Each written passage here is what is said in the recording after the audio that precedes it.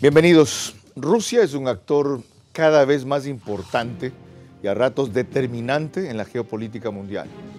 ¿Y qué decir en la relación comercial con el Ecuador, pero política también e inclusive estratégica ahora, como ha quedado claro, tras el último impasse felizmente superado? Muchos se fijan en que es el mayor comprador de banano, según las estadísticas del 2023, 73 millones de cajas fueron para allá. Es el tercero de importador de productos no petroleros de nuestra parte. Hay una larga tradición de amistad, sobre todo a raíz de que formó Rusia parte de los aliados que combatieron el nazismo en la Segunda Guerra Mundial, junto con Inglaterra y Estados Unidos, a quienes nosotros nos alineamos. Pero las circunstancias de entonces acá han cambiado bastante, principalmente por un líder hegemónico que lleva ya casi 20 años del poder, el presidente Putin, y sobre todo por sus posiciones en América Latina de respaldo, no a Cuba, que ya es lo normal, sino a Venezuela y ahora a Nicaragua, sin por eso afectar sus relaciones con el Ecuador.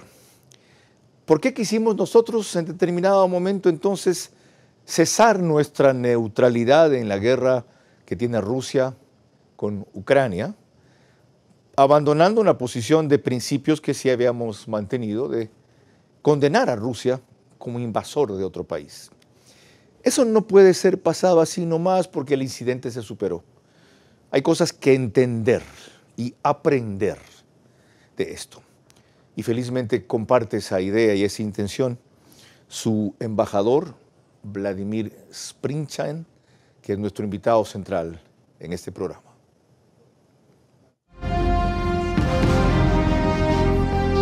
Este es Vera a su manera. Un comunicador que desde 1975 ha sacudido la televisión con formatos y estilos polémicos, sin ocultar sus simpatías ni jactarse de objetividad, pues el periodismo de opinión siempre asume una posición. Bienvenidos a coincidir o discrepar con Vera a su manera. Opinión con propósito. Democracia.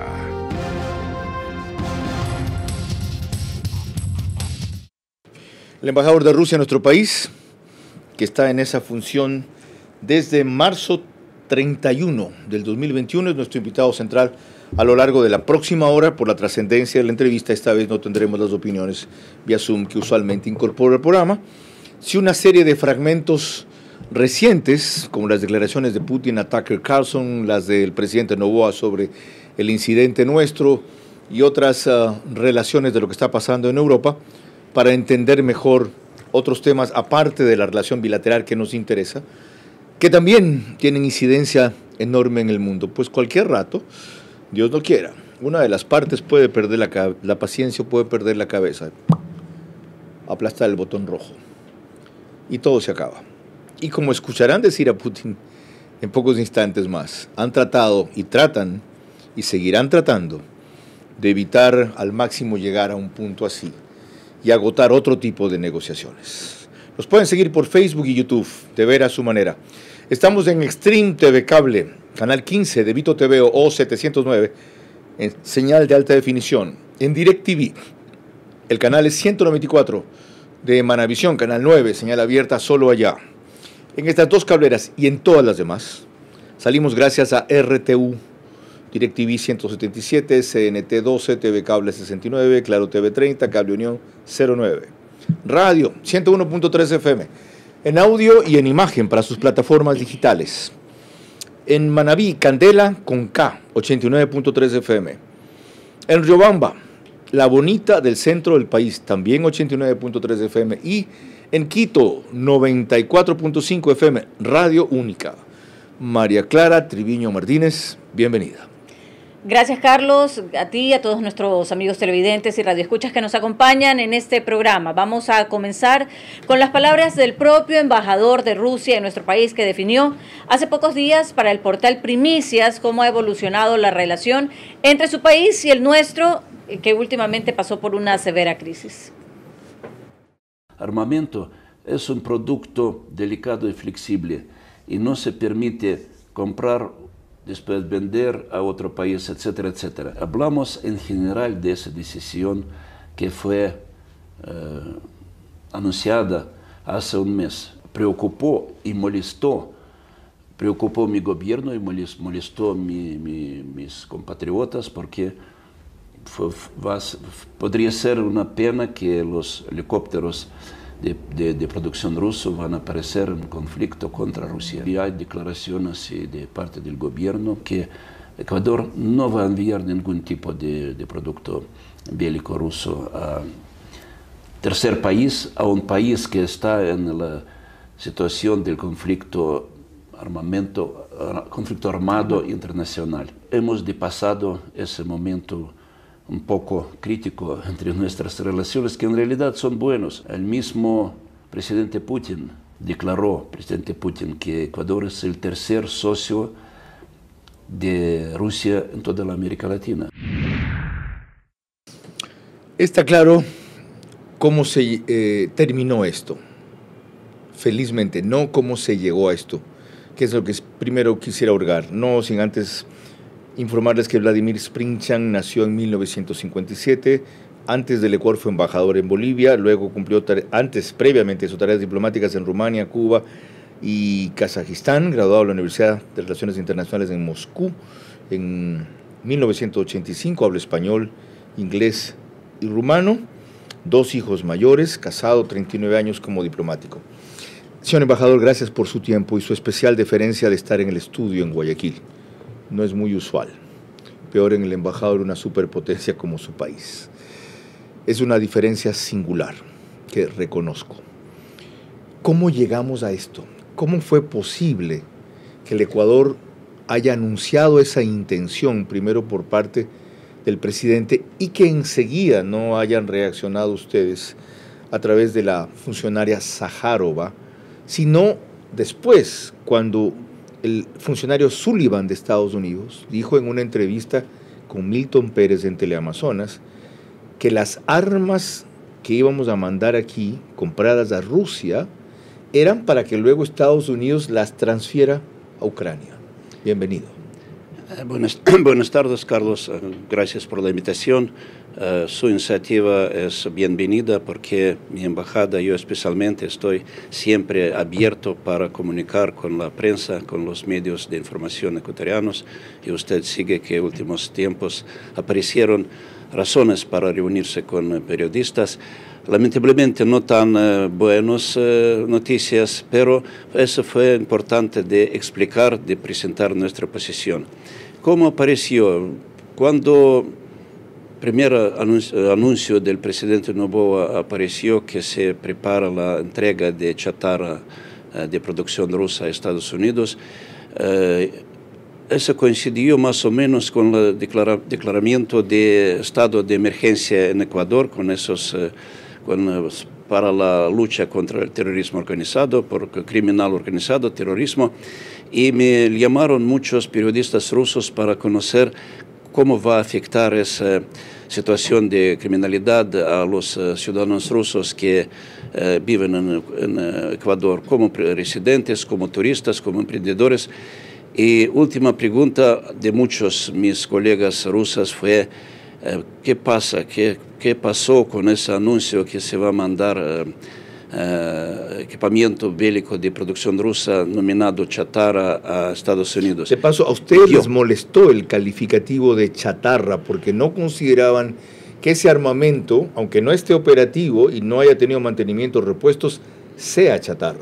Yo conozco de hace 2 años representantes de nuestro servicio de cooperación técnico-militar visitaron Ecuador y ofrecieron a la pedida solicitud de Fuerzas Armadas de Ecuador posibilidades de reparar esos helicópteros. Y dentro de 1 año no se pueden transformar en chatarra. Chatarra es un metal que se prepara para transportar en un cubo, ¿no?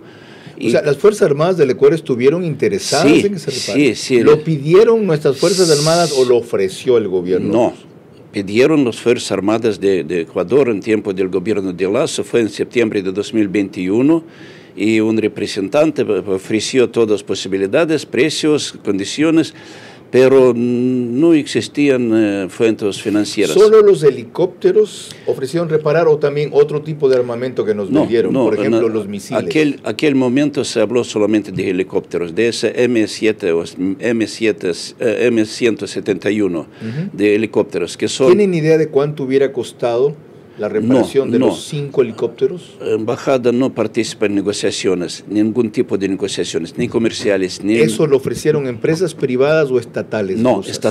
estatales. Pero facilidades de financiamiento hubo. Sí, existían varias variantes de pagar esa reparación. Y la respuesta fue, no tenemos plata. No tenemos recursos financieros, por eso se congeló. Dentro de unos meses empezó conflicto en Ucrania y ese tema fue cerrado finalmente por el gobierno de Ahora, Lazo. señor embajador, ¿no conocía usted que el acuerdo que firmó el gobierno de Lazo el año pasado, cuando estaba de canciller, quien antes fue ministro de Ambiente, Gustavo Manrique, comprendía ese tipo de acuerdos? ¿No lo sabían ustedes y no debieron en ese rato haber advertido, ojo, Ecuador, cuidado? No, ni uno de los segundo y tercer cancilleres del gobierno de Lazo no fueron diplomáticos, no conocieron la historia de relaciones diplomáticas, la historia de relaciones bilaterales de Ecuador con otros países. Ellos fueron políticos que encabezaron la Cancillería. Ese fue un error porque los diplomáticos tienen que conocer la historia para recibir unas decisiones correctas para el próximo. Y cuando se utiliza el puesto del jefe de una institución pública, es necesario de tener en cuenta la historia de ese Sigamos tema. repasando el incidente que, como les dije al principio, no porque esté superado, está entendido bien. Aquí hay lecciones que aprender, de nuestro lado sin duda, y ojalá del lado de Rusia también. María Clara. Precisamente sobre ese tema, la canciller ecuatoriana Gabriela Sommerfeld hizo revelaciones recientes a La Posta sobre el impasse reciente entre Ecuador y Rusia. Dijo, por ejemplo, que el convenio con Estados Unidos jamás estuvo escrito y que fue tan solo producto de conversaciones en ese sentido y que, por lo visto, fueron mal interpretadas por nuestro mayor aliado comercial y democrático, es decir, Estados Unidos. Ha habido un diálogo que ha venido durante algún tiempo para la entrega de material que puede estar obsoleto, que esté en desuso, hacia Estados Unidos, y se ha mantenido a nivel de conversaciones. No existe un acuerdo escrito que se está revisando, un borrador de un acuerdo que se está revisando. Eso no existe. Este problema comercial sobre los productos ecuatorianos, problema fitosanitario, está desde el mes de mayo del 2023. Esto lo ha expresado el embajador de Rusia. No es solamente que el Ecuador está diciendo, Rusia también lo está diciendo. ¿Cuál es la importancia? Primero, la relación entre estados. Sí. Y los temas puntuales se los tiene que dialogar en mesas diferentes. Permítame. Pero la cooperación con Estados Unidos Se es mantiene amplia intacta. y sí le puedo decir que estamos en nuestro mejor momento. ¿A qué se refiere la canciller cuando habla de que este problema diplomático venía ya desde mayo del 2023 con Rusia?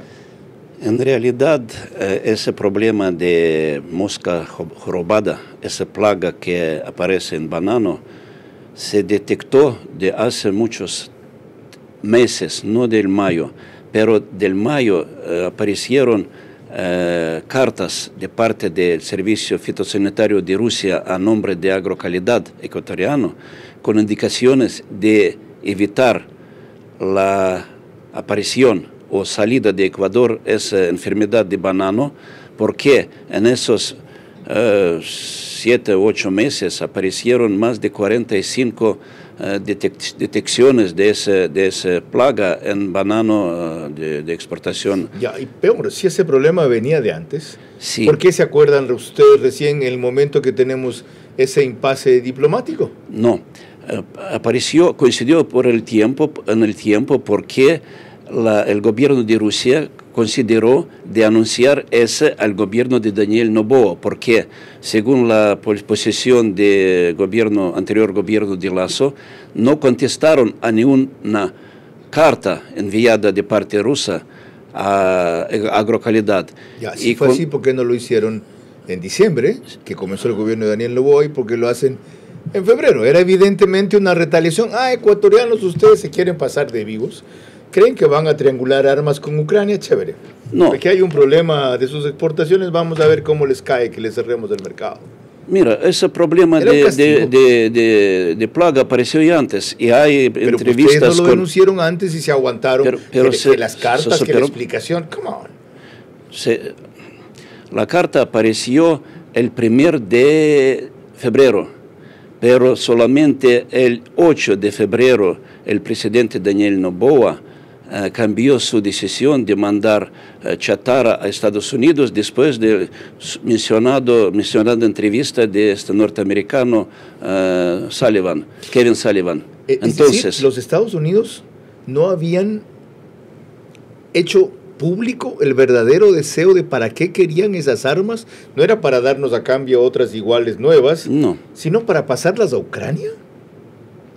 Ese se conoce de hace 2 años, cuando la misma señora Almirante, comandante de Comando del Sur de Estados Unidos, visitó Ecuador en octubre de 2022, cuando buscó en toda la región, en todos los países de América Latina que compraron antes producto bélico de Rusia para enviar a Ucrania, visitó Ecuador, y el gobierno de Lasso rechazó.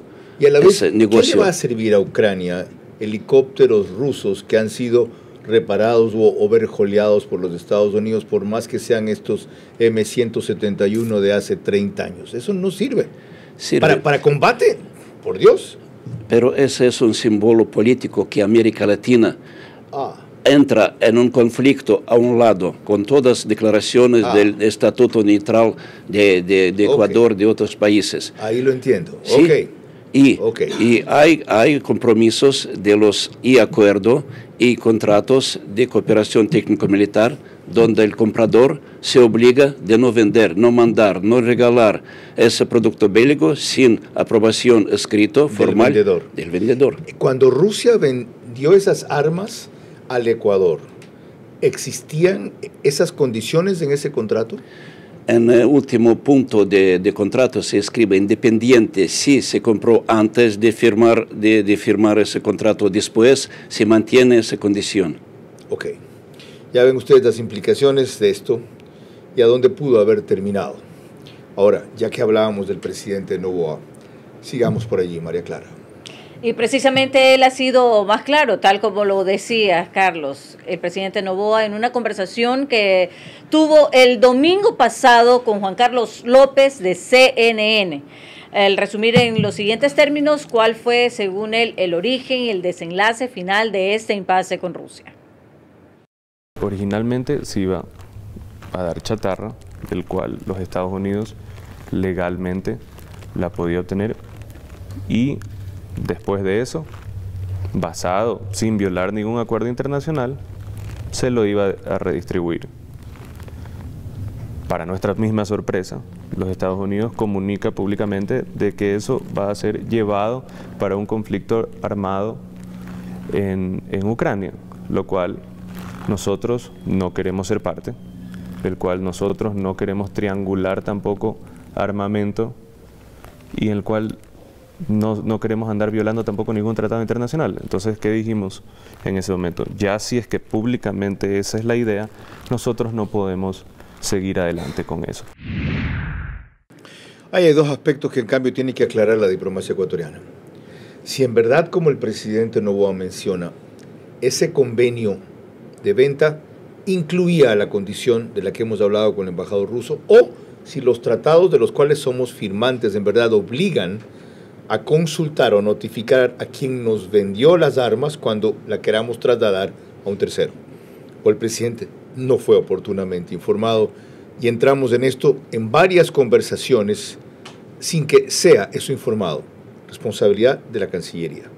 Lo otro que acaba de decir, en morocho, en criollo, quiere decir fuimos sorprendidos, para no decir fuimos engañados, por un funcionario de los Estados Unidos, Kevin Sullivan, que vino y de repente dijo lo que ya saben.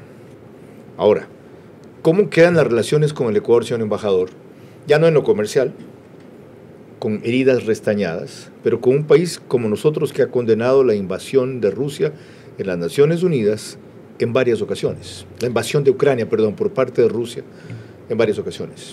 Mira, siempre ahora, en tiempo de gobierno de Daniel Noboa, cuando yo hablo con los miembros del gobierno y le comenta que, por ejemplo, no se sabe por qué los señales de Servicio Fitosanitario de Rusia no logró de ser conocido a Agrocalidad, me comentan que eso fue en el tiempo del gobierno de Lasso.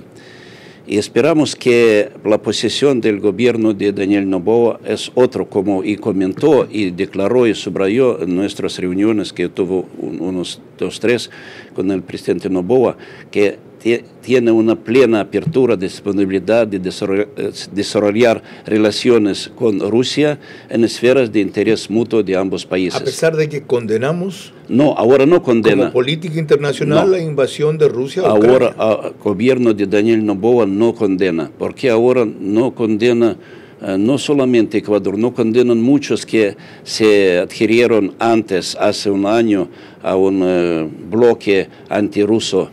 ¿Tiene que ver eso con que estamos en el Consejo de Seguridad de las Naciones Unidas también? Yo sigue todas votaciones en el Consejo de Seguridad, porque el segundo año somos conjunto en ese Consejo de Seguridad, y se cambió la posición del gobierno de Daniel Noboa en votación de varias resoluciones. Por ejemplo, para condenación de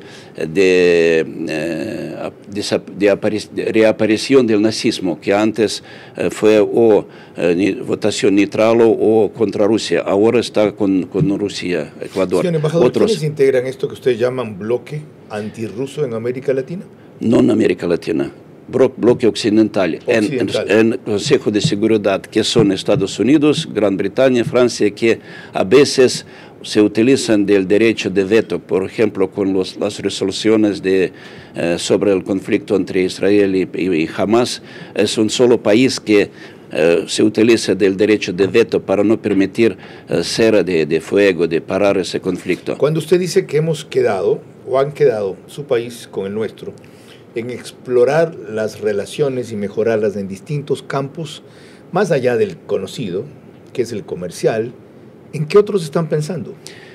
En la esfera humanitaria, nosotros seguimos de formar profesionales para Ecuador.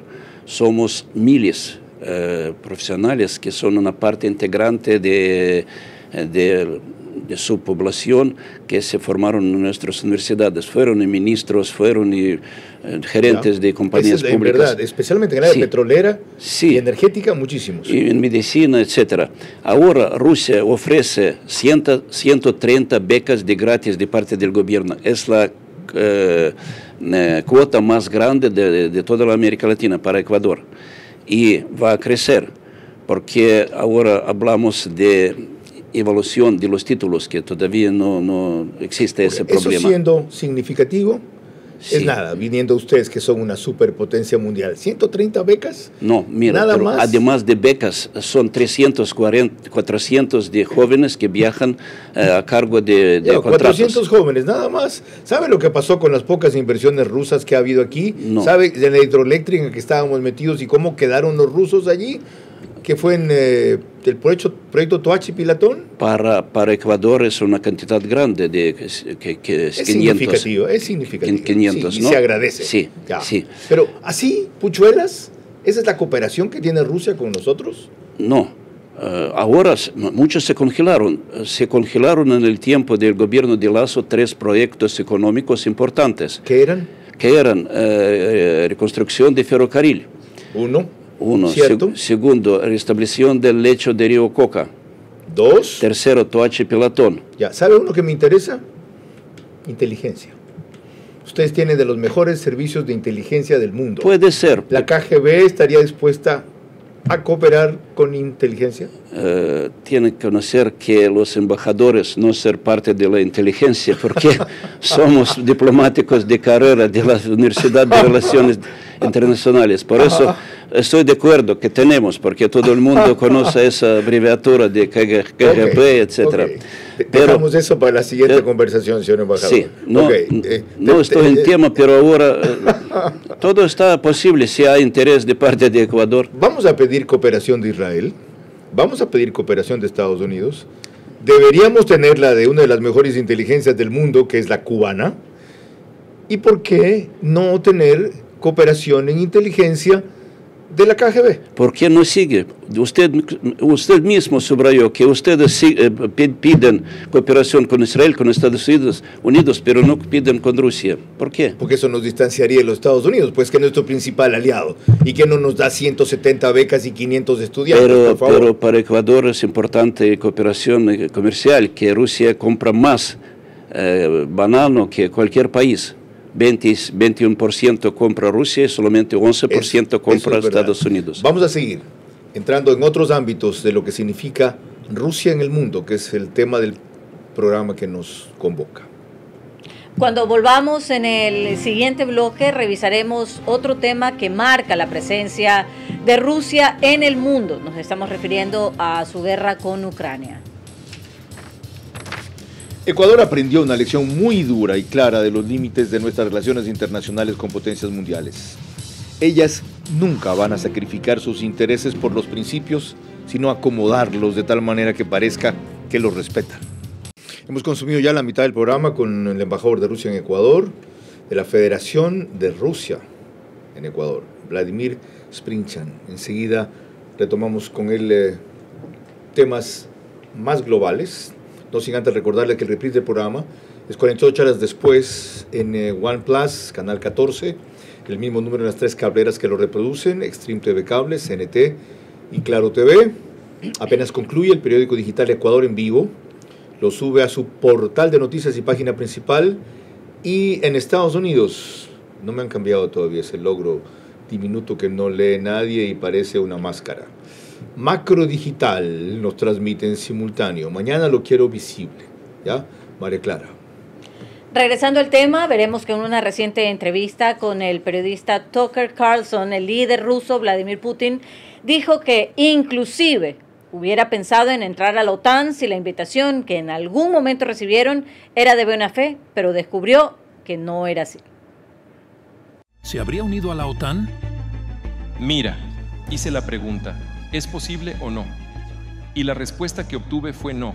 Pero si hubieran dicho que sí, ¿se habría unido a la OTAN? Si hubieran dicho que sí, se habría iniciado el proceso de acercamiento.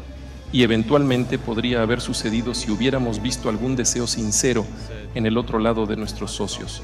Pero no sucedió. Ahora estamos por delante de todos, de Estados Unidos y de los demás países, en términos de desarrollo de sistemas de ataque hipersónico, y los estamos mejorando todos los días.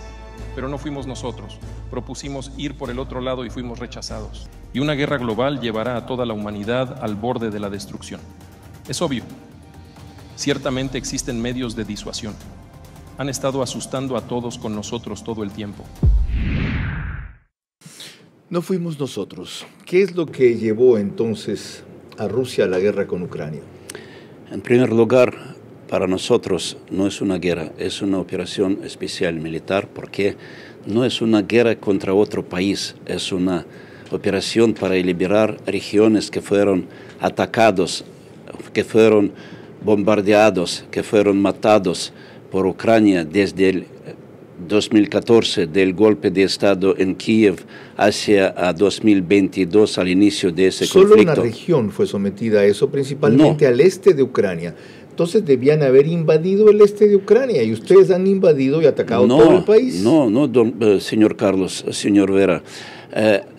Está atacado solamente esa región que se llama Donbass en una sola palabra, pero son varias regiones de ellos querían anexarse a Rusia, era un porcentaje de la población que quería ser parte de la federación. La mayoría de población son rusos que se esos territorios se transfirieron en Ucrania en 1918 a la decisión de Lenin, cuando los líderes de la revolución ucraniana se pidieron a Lenin de incrementar un poco estrato de revolucionarios con proletarios. ¿Ya consiguieron eso?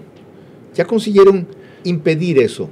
¿Por qué destrozan el resto del país? No. Ustedes son una potencia mundial, una superpotencia bélica, contra un aliado de Occidente de este portecito. Sí, pero usted sigue que Estados Unidos, la OTAN, la Unión Europea declara cada semana nuevas olas de sanciones, nuevas cantidades de dinero, de armamento, de misiles, de helicópteros, de aviones al lado de Ucrania. Entonces no es Ucrania pequeña, es claro, está peleando contra el Occidente de cierta forma, sin duda. Si no, le hubieran desaparecido. Otra cosa, estimado Carlos, 15.000 personas civiles murieron atacados de la misma población de Ucrania en esos 8 años y se firmaron documentos, acuerdos de Minsk en 2015 con la garantía de presidentes de Francia y canciller de Alemania que fueron garantes que se va a parar esos ataques y Donbass se va a mantener en competencia de Ucrania, pero solo con una autonomía cultural para tener derecho de hablar ruso, de aprender sus niños rusos, de seguir sus costumbres ancestrales. Pero se prohibieron, aparecieron leyes que se prohibieron todo. El timing de esto, que cumple en este mes 2 años, fue el paso adelante que dio la OTAN queriendo que Ucrania sea parte de su organización. ¿Eso es lo que, a juicio de ustedes, además rompe el equilibrio que había en Europa?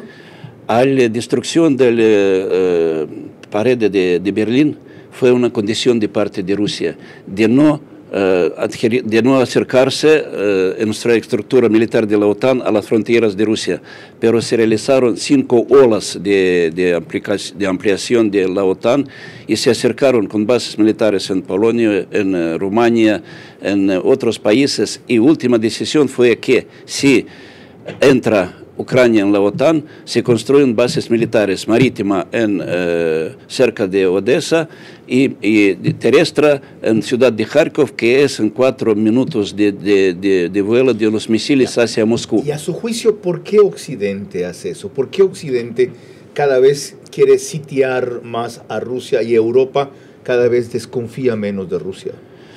Yo no sé, se cambiaron los líderes. No sé. O sea, usted ha visto el poder bélico que está desarrollando Putin, no en Europa, en el mundo, la influencia que tiene en Venezuela, la penetración que desarrolla en América Latina a través de Nicaragua.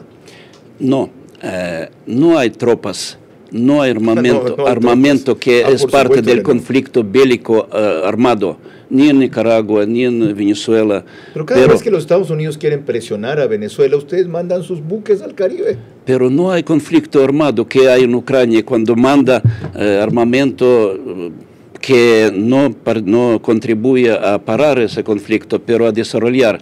Y se conoce muy bien que en marzo de 2022, cuando se acordó un borrador de acuerdo de paz entre Ucrania y Rusia con intermedio de Turquía en Estambul, se firmó, no se firmó de presidentes, pero de expertos de 2 partes, encabezados por cancilleres, de Lavrov y Kuleba, me parece, de otra parte. Pero al regreso a Kiev, inmediatamente viajó el primer ministro de Gran Bretaña y le prohibieron, rechazaron ucranianos de cumplir ese acuerdo, de firmar. Ustedes están viendo la otra cara de la medalla, este conflicto que rara vez trasciende en Ecuador, porque tenemos una excesiva dependencia de los medios occidentales, lo cual no es grave ni malo, pero una escasez peligrosa de la versión de la otra parte, cuyas razones también tienen que ser escuchadas para entender lo que pasa en el mundo. Este no es un planeta de angelitos, por si acaso, ni del un lado ni del otro lado. María Clara. Veremos ahora que en declaraciones para AFP, el jefe de la democracia europea, Josep Borrell, ha dejado en claro que en la guerra Rusia-Ucrania no solo se juega el destino de un país invadido, sino la seguridad de toda Europa, y es eso lo que más le preocupa. Y Europa tiene que entender que la guerra en Ucrania tiene que ver también con su propia seguridad, que no es solo un problema de generosidad con un amigo que ha sido invadido por alguien que se cree más poderoso que él, sino que es nuestra seguridad también la que está en juego. Y por eso el compromiso no es simplemente porque los ucranianos son nuestros amigos, sino porque lo que aquí se está decidiendo es la seguridad de Europa. Aquí explíquenos algo difícil de entender. ¿Por qué si Rusia fue nuestro aliado en la Segunda Guerra Mundial para derrotar el nazismo, que fue Stalin con Churchill y con Roosevelt, ahora Rusia es una amenaza para esa Europa que gracias a la participación rusa ya pudo derrotar a Hitler? Mira, Carlos, estimado Carlos, no Rusia fue aliado de Ecuador. Ecuador fue aliado de Rusia en esa Segunda Guerra Mundial, pero ahora el jefe de la diplomacia europea se convirtió en el ministro de Defensa.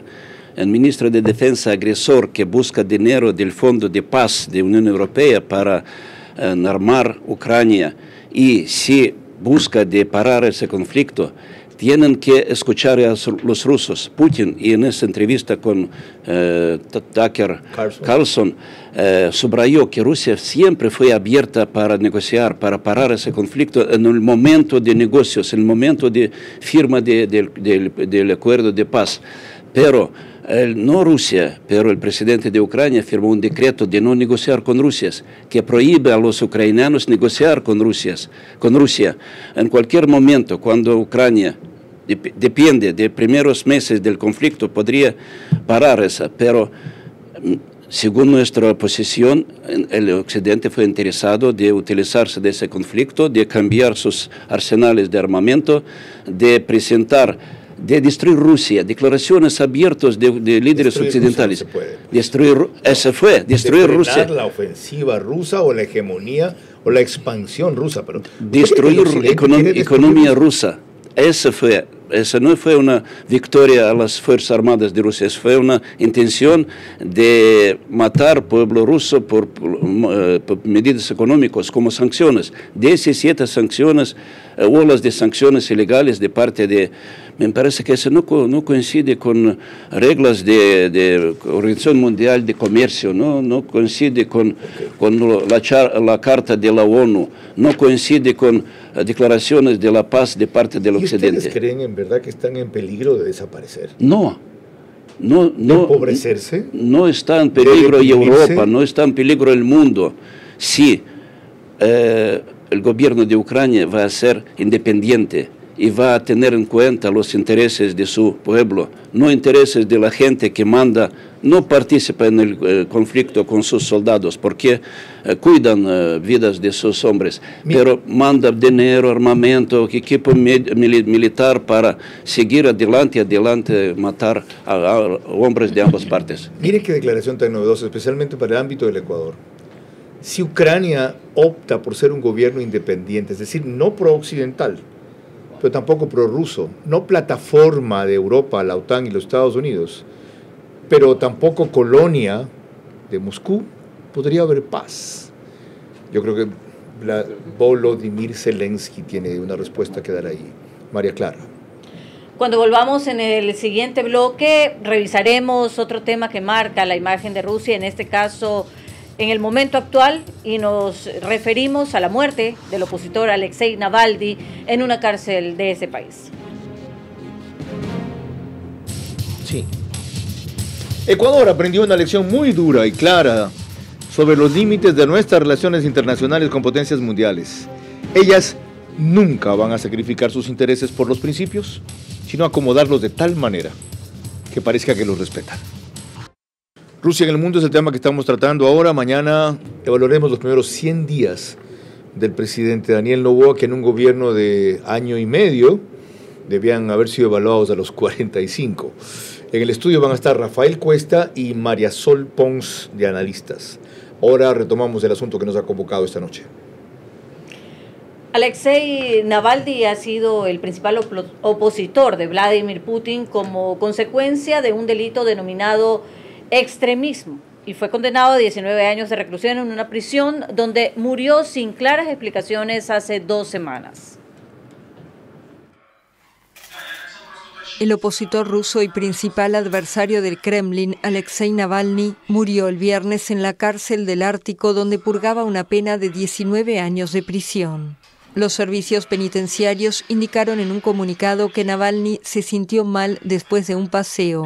Añadieron que las causas de la muerte están siendo esclarecidas. El militante de 47 años, enemigo número 1 del presidente ruso Vladimir Putin, cumplía una pena de 19 años de prisión por extremismo.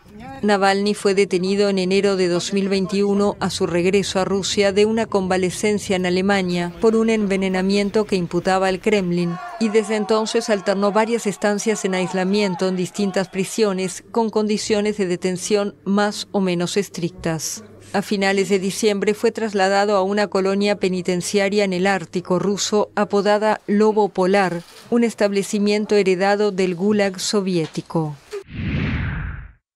Señor embajador, ¿en qué consiste el delito de extremismo que ustedes le atribuyen a Navalny? Me parece que hay una diferencia en terrorismo que ahora se le llama el crimen organizado en Ecuador, porque hay una explicación para incrementar la lucha contra el crimen organizado, para utilizar varios instrumentos de esa lucha de parte del gobierno, de parte de las Fuerzas Armadas. En Rusia, yo no sé qué tipo de terrorismo. Fue un juicio que no apareció en medio de comunicación tan amplio como ahora, pero yo le voy a recordar un poco la historia de su envenenamiento. Es poco verdad que una persona envenenada con un producto químico de utilización militar envenena a una persona que dentro de unos meses se regresa a su país, y todavía Rusia solicitó a Alemania, Gran Bretaña, resultados de su tratamiento, de sus análisis, cómo fue envenenado, qué tipo de producto químico fue utilizado, dónde se produjo. Nada, absolutamente tranquilo y silencio. Ya, ¿por qué Rusia le dijo a la madre Navalny que le entregaba su cadáver, sí, a cambio de que no hiciera ninguna autopsia o manifestación política después de eso? Yo no conozco de esas condiciones, además que le entregó el cadáver de su hijo, entonces que la madre puede cumplir de nuevo esa autopsia para conocer. Señor embajador, ¿hay oposición en Rusia? Hay, como en todo el país, somos un país democrático, pero la oposición... ¿Por qué sostiene que son una democracia usted? Porque ¿Qué prueba que son una democracia? Hay elecciones, hay varios países en el Parlamento, En Nicaragua también hay elecciones. Mira, en Cuba también usted hay elecciones. me pregunta sobre Partido Rusia, único. no soy especialista, tenemos 4 partidos parlamentarios. Y todos los que no son a favor del gobierno la pasan muy mal. No, hay Partido Comunista, pero nosotros no somos un país de ideología comunista ahora. Hay Partido Liberal Demócrata. ¿Cómo qué define la ideología del gobierno de Putin, de su régimen, de Rusia? No es comunista, ¿qué es Rusia? Todavía Rusia es un país con la economía de mercado y con logros sociales para sus jubilados, para una posibilidad de acceso libre al estudio, a la salud, todo eso. Si tanto éxito ha tenido Putin, ¿por qué no permite que haya un relevo de la misma línea en su liderazgo? Alguien del mismo partido, del mismo gabinete, que continúe su línea. ¿Por qué tenía que ser él 20 años gobernante? Cada país merita su gobierno, ¿no? Usted conoce esa expresión. Y si la gente quiere reelegir ese presidente, porque en el tiempo tan difícil como pasa ahora Rusia, en esa confrontación con el occidente común, con ese conflicto con Ucrania, con esas sanciones, mira, todas esas sanciones no trabajaron, no utilizaron al occidente de destruir la economía rusa. Creció el PIB ruso en 23 de 3.6%, y economía de Unión Europea Y lo que vieron los periodistas ecuatorianos de aquí, cuando fueron a cubrir el Mundial de Rusia, fue sorprendente sobre el nivel de avance y desarrollo. No quiero concluir mi parte sin explicarle por qué puse esta matriosca aquí. Quiero de usted una definición breve de cada uno de los líderes que tuvo Rusia. No tengo una con Putin. Cuando vaya a Rusia espero comprarme una. No le está pidiendo tampoco una. Gorbachev, ¿qué Gorbachev fue? no fue último, fue penúltimo, en esa jerarquía. Pero hay varios puntos de vista al periodo de... Dígame uno. Uno, abrió mi país para el mundo. Ya. Ahora vamos con otro. Boris Yeltsin. Intentó de acercarse de Occidente. Ok. Leonid Brezhnev. Fue un comunista muy duro, muy educado por su tiempo después de la Segunda Guerra Mundial. La que le tocó en el 70, nada menos que con Reagan y otros. Nikita Khrushchev. Nikita Khrushchev fue una persona un poco limitada en su conocimiento del desarrollo mundial.